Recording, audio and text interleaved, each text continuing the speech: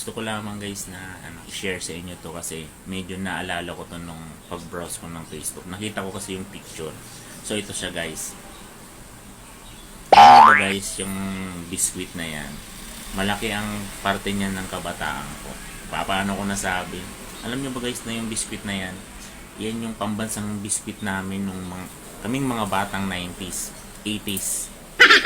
Yan ang biskwit namin nung araw. Pag meron kaming ganyan, kumbaga malalaman mo na mayroong mga kamag-anak ka or kamag-anak na pumunta ng province kapag may dala niyan.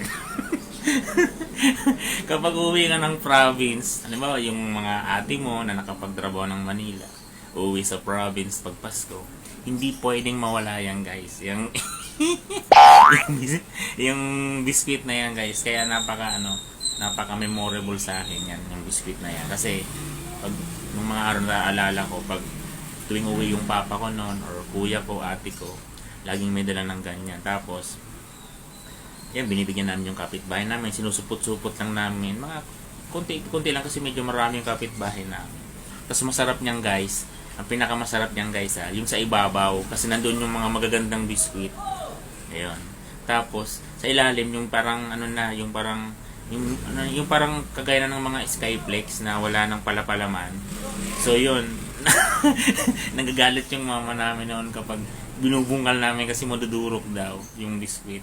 Masarap yan guys sa isaw-saw sa Milo pag umaga yun.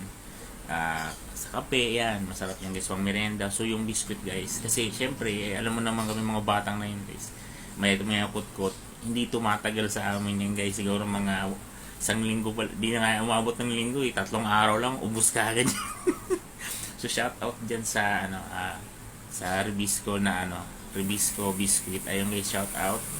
And then ang laki niya ng parte ng kabataan ng mga batang 80s 90s. Bukod pa diyan pala guys, sasabihin sa iyo ng nanay mo na wag niyo itapon yung yung lata kasi lalagyan niya ng bigas. Ayan yung bigasan namin ng araw guys. So yun lamang guys, maraming salamat. Advance Merry Christmas and Happy New Year. Peace out.